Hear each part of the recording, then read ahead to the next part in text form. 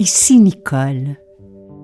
Tout de suite après votre écoute de ce balado, je vous donne rendez-vous sur nicolebordelot.com.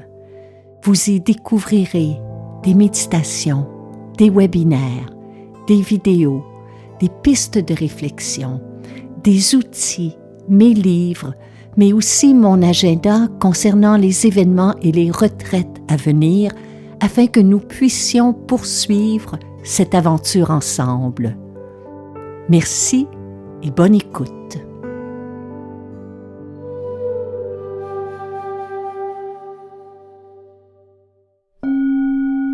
Heureuse de vous retrouver. Bienvenue à un autre épisode de Nicole Bordelot en balado.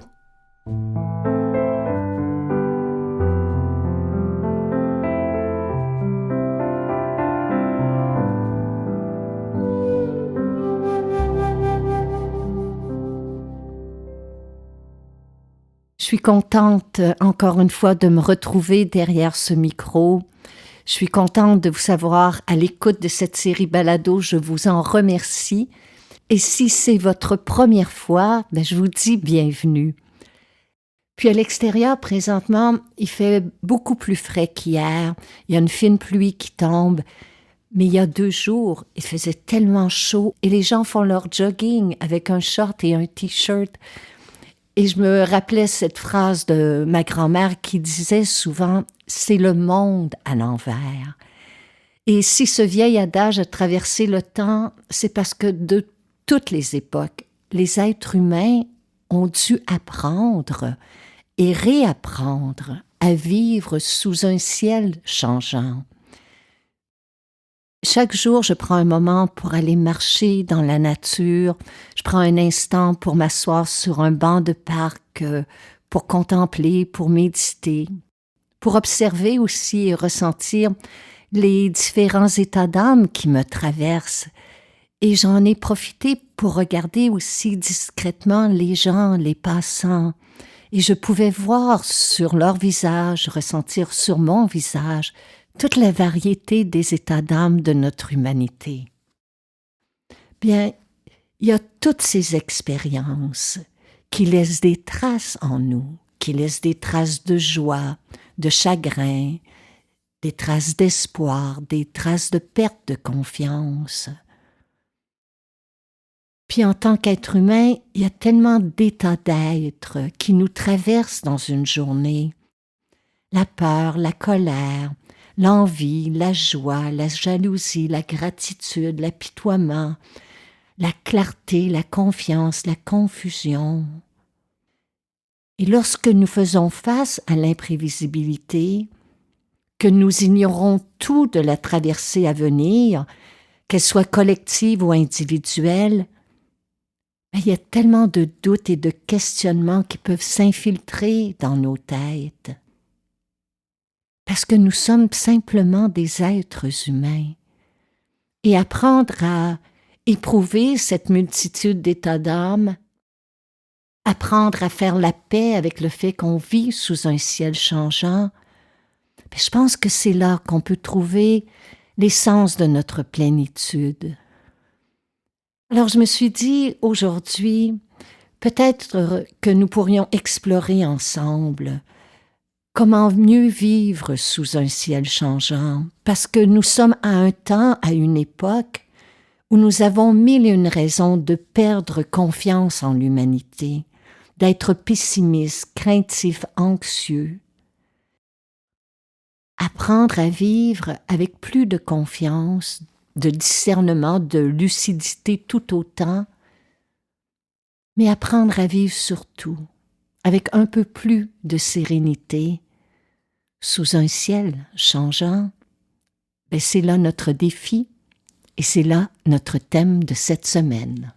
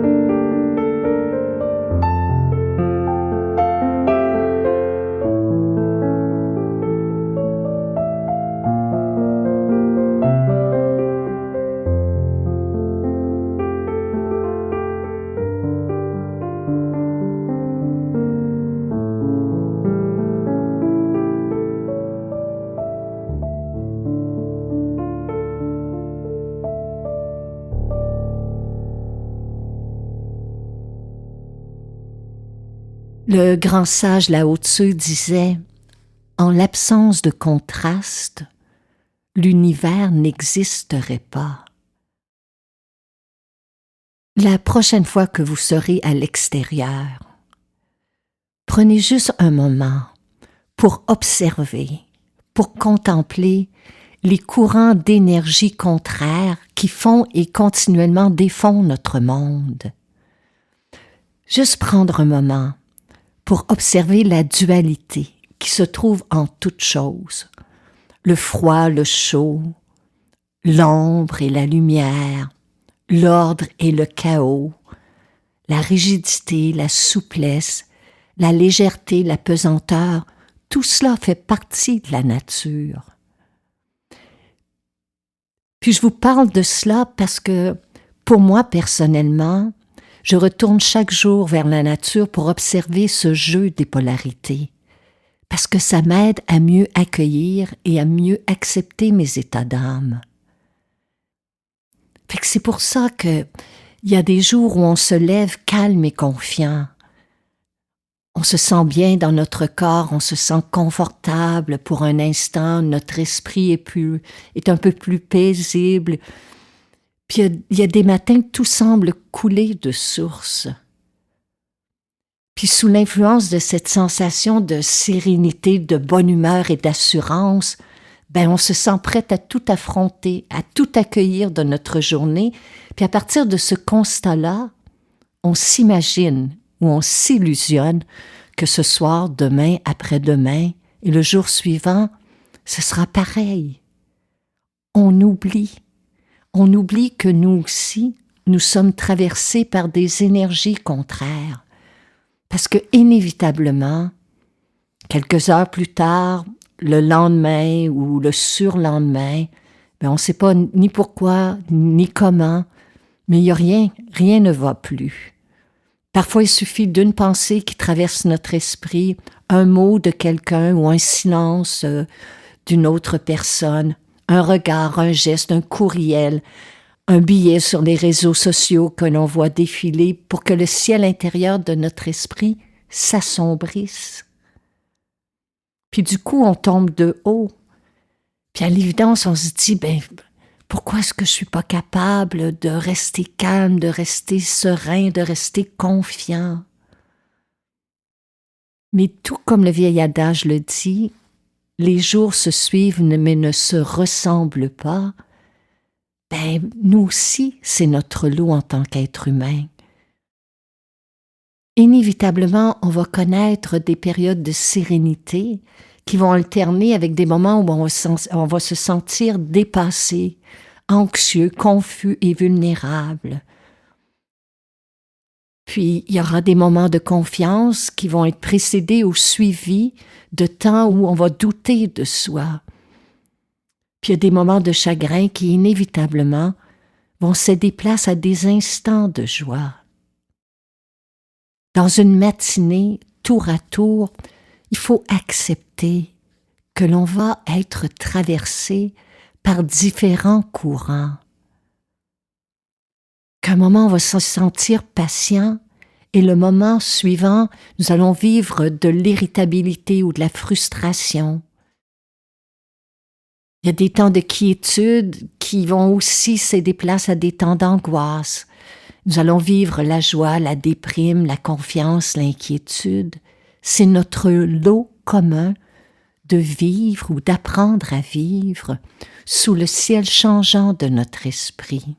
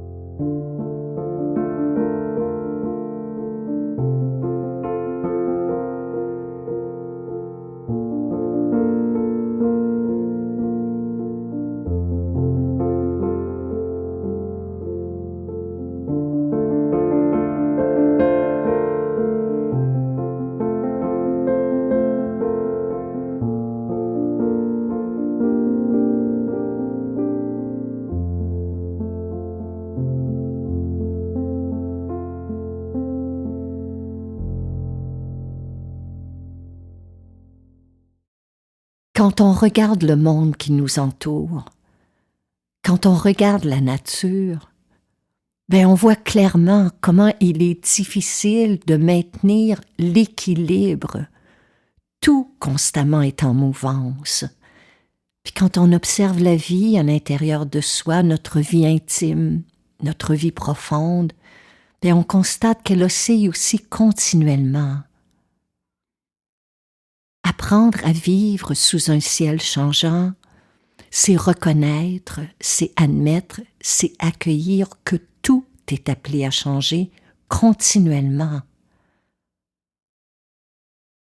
Dans une même journée, nous allons vivre un moment de déception, un moment de satisfaction. Dans une semaine, nous allons vivre de l'espoir et nous allons vivre des peurs.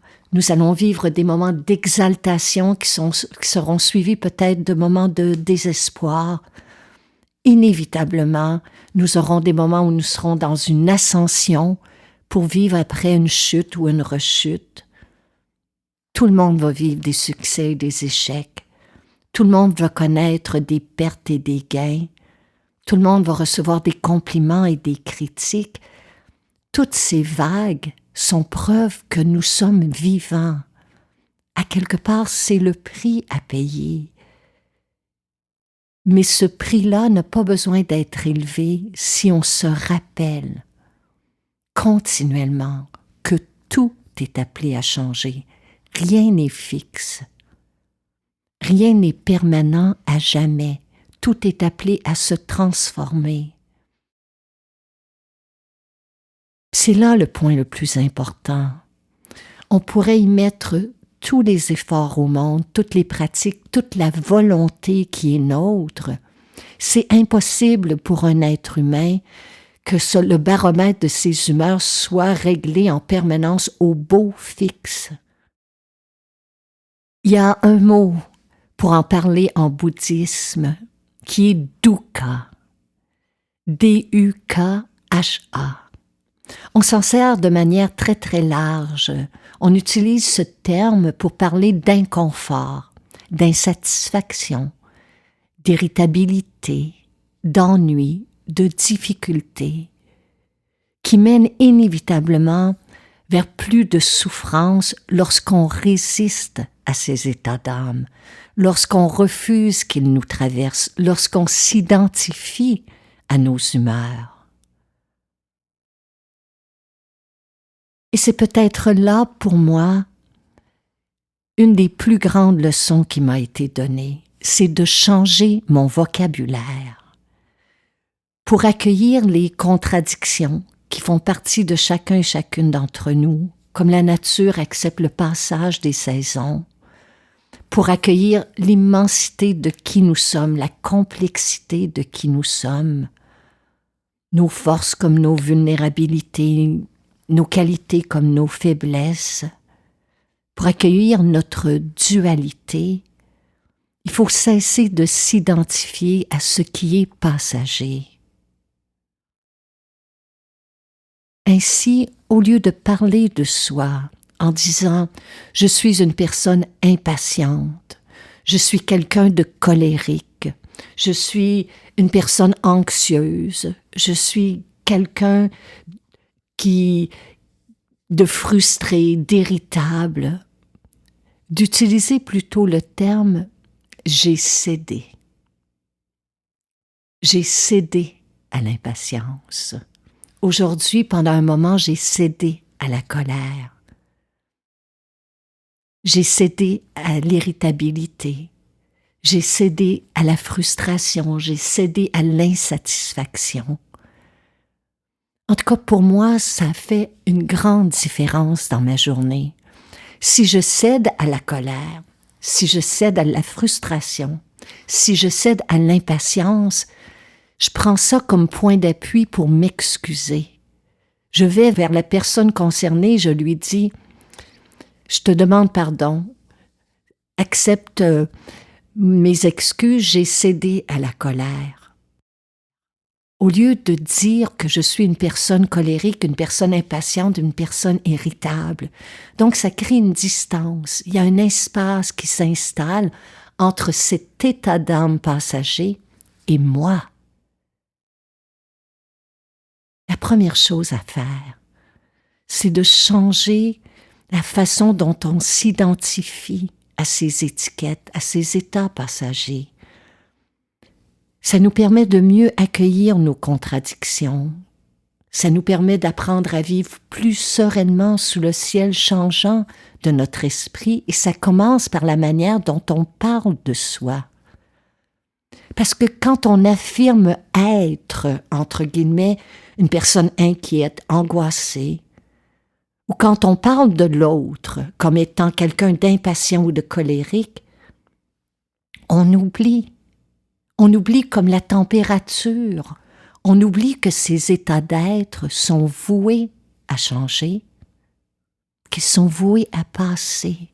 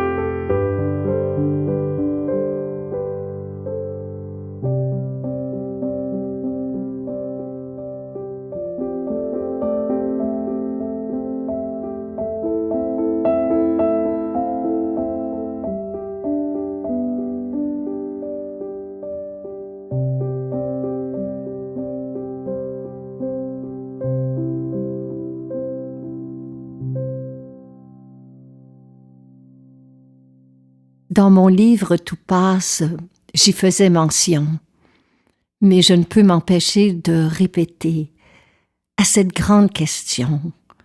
Comment vivre avec cette instabilité constante? Je crois que les mots d'Albert Einstein sont ceux qui résonnent le plus fortement. Il dit ceci: il existe deux façons de vivre votre vie. L'une comme si rien n'était un miracle, l'autre comme si tout était un miracle. Tout est là. Pensons-y un instant. Sans contraire, comment pourrions-nous vivre et reconnaître le bonheur si on n'avait pas traversé des moments de malheur?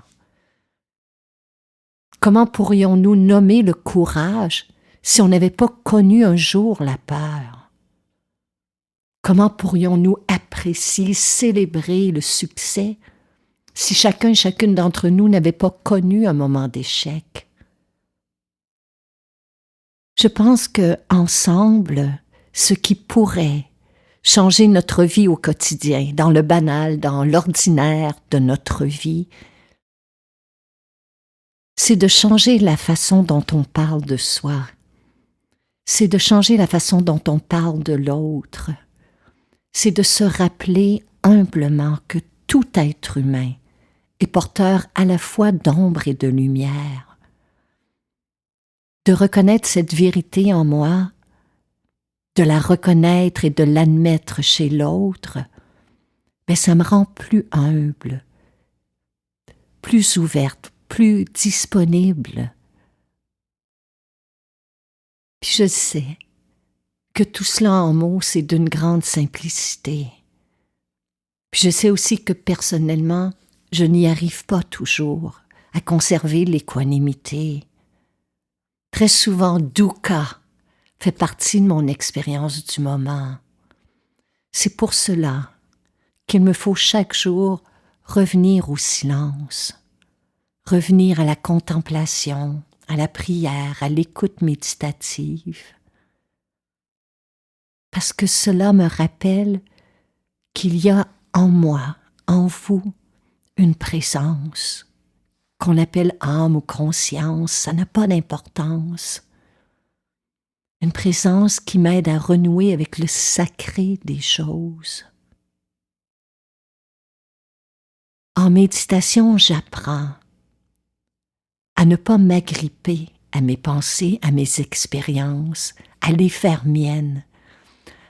En méditation, je dois réapprendre à ne rien jeter de mes expériences, à ne rien rejeter, repousser de ce que je vis intérieurement.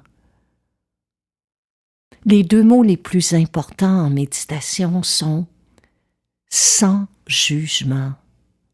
De s'asseoir avec soi, de s'asseoir avec l'autre, sans jugement. Il faut sentir que un tel état d'esprit, c'est le fruit d'un long aboutissement, puis d'une longue pratique.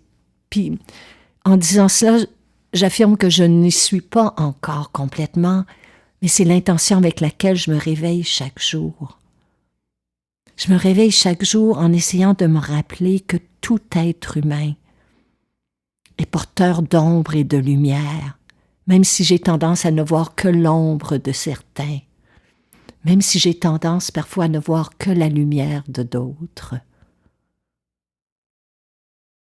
J'essaie de me rappeler qu'en chacun, comme en moi, se trouve l'amour, la confiance, la sérénité, le courage, tout comme l'envie, le ressentiment, la haine, la colère.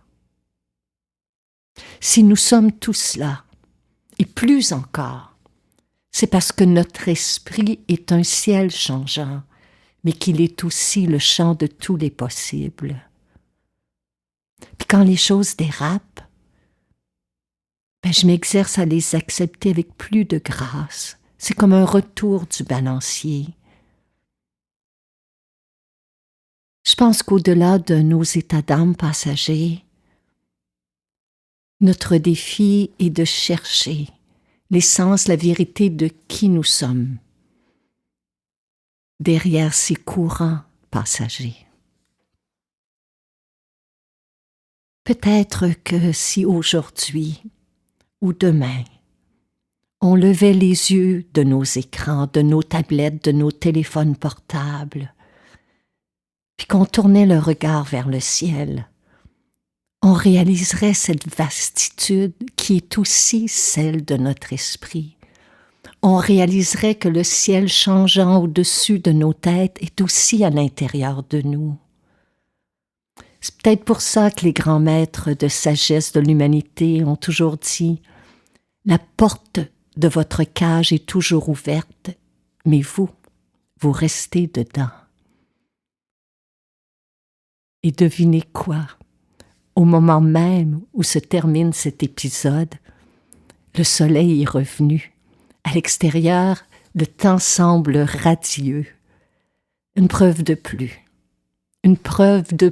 mes chers amis, que nous vivons, vous et moi, sous un ciel changeant.